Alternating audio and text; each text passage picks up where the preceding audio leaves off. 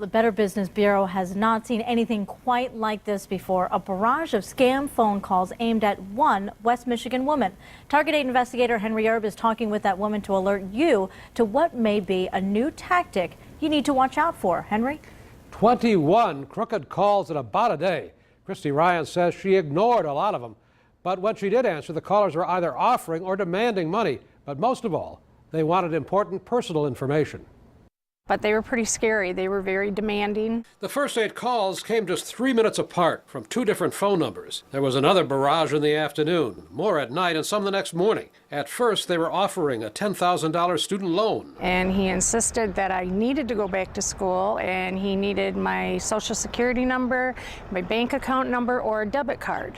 She hung up and stopped answering. Then, in the afternoon, the callers were demanding money, first accusing her of owing $5,000, then more. And then the next one, which was about an hour later, they called and said that I was $10,000 behind and that I had an hour to go ahead and put it on a prepaid Visa, otherwise I was going to go to prison.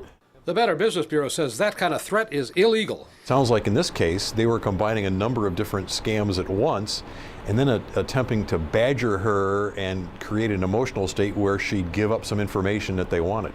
It looks like the calls were coming from 7 different phone numbers. We tried them all and got this. We're sorry. Your call cannot be completed as dialed.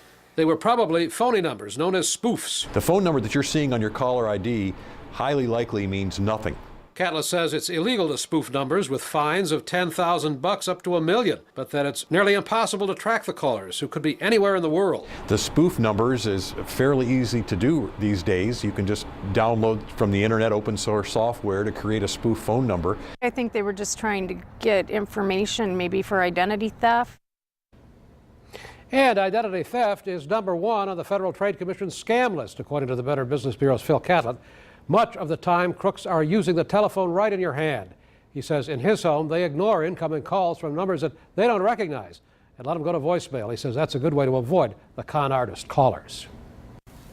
Good tips. Thanks, Henry.